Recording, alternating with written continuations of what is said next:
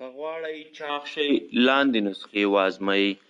په نړۍ کې زیاتره خلک لا چاقوالي شکایت کوي او د بېلابېلو خوړو او ورزشونو په کولو سره غواړي خپل وزن کم کړي. متخصصین هم د کم وزن ساتلو توصیه کوي، خو داسې خلک هم شتون لري چې د وزن کموالي له امله خورا ډېر اندېښمن دي.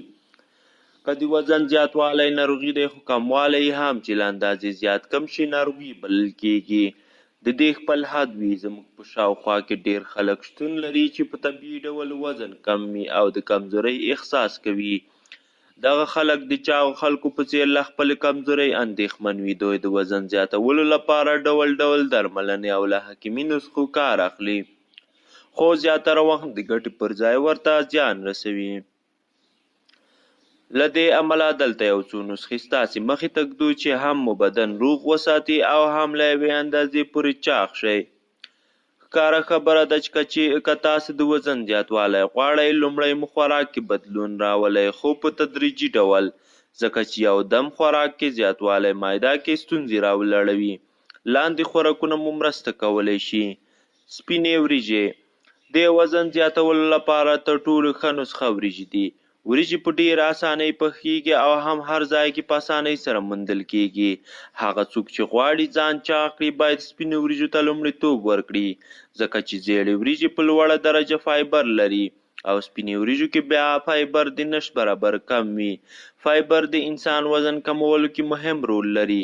په یوه پیاله سپینو وریجو کې تقریبا 180 کالوري وي، چې وزن په زیاتوالي کې مهم رول لوبوي. دوهم، وچه میوه. وچې میوې کې کالوریز او پروټین په غټه کچه موجود دي. له دې کبله د وزن زیاتولو او د بدن قوي کولو لپاره د وچې میوو خوراک تر ټولو غوره خوراک دی، چې د بدن چاقوالي سره د بدن روغتیا هم سالمه ساتي.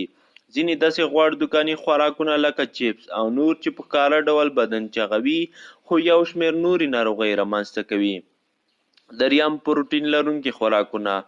پروټین د بدن عضلات قوي کوي او د عضلاتو قوي کېدل بدن کې د ډېر قوت ساتلو کې مرسته کوي، ځکه چې له خوراک کول نه وروسته د هغه کنټرول او د بدن برخه ګرځول هم پکار وي او د دې لپاره د بدن دفاعي قوت اړین وي چې د پروټین په واسطه ترسره کېږي. په پروټین لرونکو خوراکونو کې شیدې، هګۍ او ماهي شامل دي او د دې سره سبزي او میوې هم په پروټینو کې شاملیږي.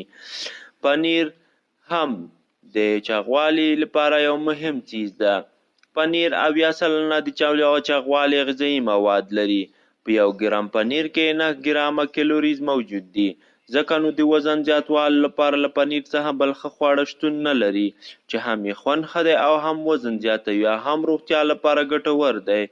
خلک فکر کوي چې ورزش کول یوازې د چاغو کسانو لپاره اړین دی. دا غلط فکر دی. ورزش د هر ډول انسان لپاره اړین دی. په دې سره د بدن داخلي نظام او عضلات فعالیت او حرکت راځي او په بدن کې د وینې گردش ښه کوي. په ځانګړي ډول سهار وختي چې د شپې خوب نه وروسته د بدن عضلات خلاصوي او نوې انرژي ورکوي.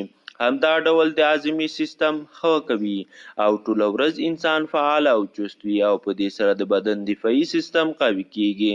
سربیره پر دې د چاغوالي نسخې پیل کولو سره سم د وزن اندازه اخلئ، ځکه دې سره تاسو د خوارۍ اندازه کېږي. که چیرې کوم فرق نه کوو نو پوه شئ تاسو له کومې ناڅرګندې ناروغۍ سره مخ یئ او یو ښه ډاکټر ته رجوع وکړئ.